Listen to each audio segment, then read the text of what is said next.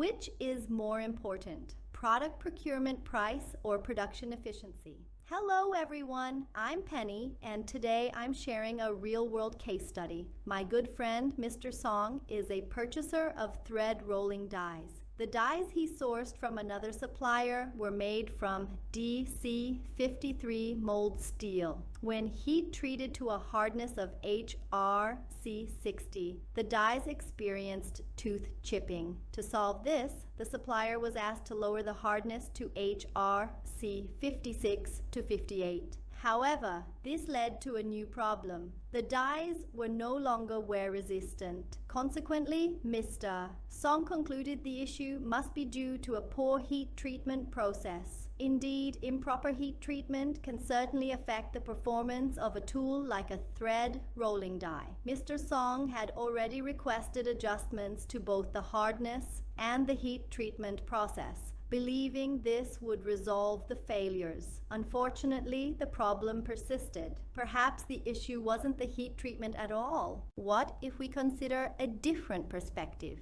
Could the problem be the material chosen for the die itself? Maybe a material with better wear resistance that also maintains anti-chipping properties is needed. Chipping is almost always caused by microcracks originating from stress concentration. The initial idea of using DC53 mold steel wasn't wrong, but there are 5 different grades of DC53 available on the market. This led me to suggest Mr. Song consider alternative materials for the dies. I recommended 3 options: electroslag remelting, ESR, steel rods. This refers to a metal produced through a refining process that results in a cleaner, more uniform steel. In this case, it was even fortified with a tungsten alloy to enhance wear resistance. Anti-chipping 8566 mold steel. This steel is an excellent choice for preventing chipping because its toughness is 4 times that of high-speed steel SKH9 and double that of D2. It effectively solves the chipping and fracture issues common in high-hardness steels like D2, DC53, and SKH9.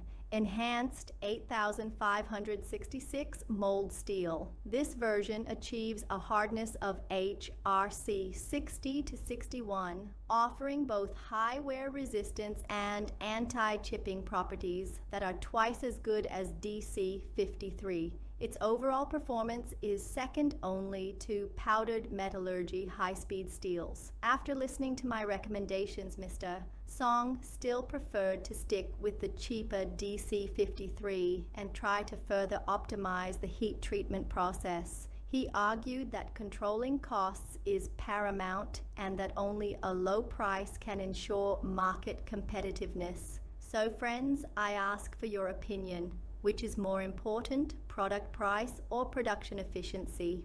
We welcome your comments and will continue to follow Mr.